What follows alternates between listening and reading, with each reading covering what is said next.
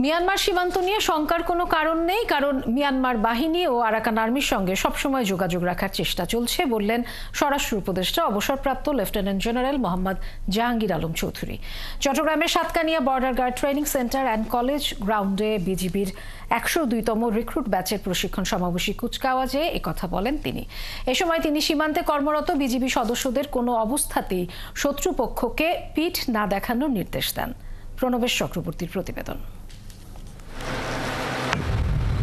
দীর্ঘ 23 সপ্তাহের কঠোর প্রশিক্ষণ শেষে সীমান্তের অতন্দ্র প্রহরী হিসেবে দায়িত্ব নেওয়ার হাতছানি সবার চোখে মুখে, তাই সাহসী দৃষ্টি, সীমান্ত রক্ষার দীপ্ত শপথ। সকাল 10টায় সাতকানিয়ার বাইতুল ইজ্জতের border guard training centre and college parade গ্রাউন্ডে শুরু হয় বিজিবির 102তম রিক্রুট ব্যাচের প্রশিক্ষণ সমাপনী কুচকাওয়াজ। প্রধান অতিথি হিসেবে কুচকাওয়াজ পরিদর্শন ও অভিবাদন গ্রহণ করেন স্বরাষ্ট্র উপদেষ্টা অবসরপ্রাপ্ত লেফটেন্যান্ট জেনারেল মোহাম্মদ জাহাঙ্গীর আলম চৌধুরী।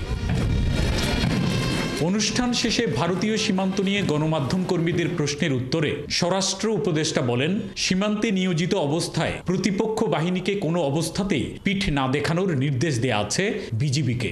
তারা যেন কোনো সময় কোনো অবস্থায় পিঠ না দেখায়, বুকটা পিছনে দেখায়। কি হুঙ্কার দিচ্ছে এবং কি হুঙ্কার, তারাও কিন্তু কোনো যারা যে ধরনের হুঙ্কার দিচ্ছে আমরাও কিন্তু এর চেয়ে বেশি প্রতিউত্তর দিচ্ছি। মিয়ানমার সীমান্তে উত্তেজনা নিয়ে স্বরাষ্ট্র উপদেষ্টা বলেন, আরাকান আর্মি ও মিয়ানমার বাহিনীর সাথে যোগাযোগের চেষ্টা চলছে, তাই মিয়ানমার সীমান্ত নিয়ে শঙ্কার কোনো কারণ নেই। বর্ডার সম্পূর্ণ আমাদের নিয়ন্ত্রণে আছে, কিন্তু আপনারা জানেন যে আরাকান আর্মি এবং মিয়ানমার আর্মির ভিতরে যে যুদ্ধে আরাকান আর্মি আমাদের যে অপোজিটের যে জায়গাগুলি, ওই জায়গাটা তারা দখল করে নিচ্ছে। এখন আমাদের একটু হচ্ছে সমস্যা যে আমাদের জনের সাথে কিন্তু যোগাযোগ রাখতে হচ্ছে। সেন্ট মার্টিন যেতে কোস্টগার্ড ও নেভি জাহাজ বাধা না পেলেও অন্যান্য জাহাজ চলাচলে আরাকান আর্মির বাধা পাচ্ছে জানিয়ে স্বরাষ্ট্র উপদেষ্টা বলেন, এ বিষয়ে তাদের সাথে আলোচনার চেষ্টা চলছে। বিজিবি বা কোস্টগার্ড তাদের কিন্তু যেতে ওরা বাধা দেয় না, কিন্তু অনেক সময় বড় বড় আমাদের যে জাহাজগুলি আছে যারা নিয়ে যেতে চায়, এই সময় অনেক সময় ওরা একটু বাধা দেয়।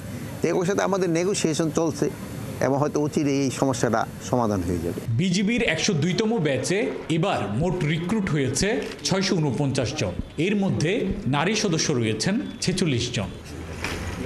প্রণবেশ চক্রবর্তী, 71, চট্টগ্রাম।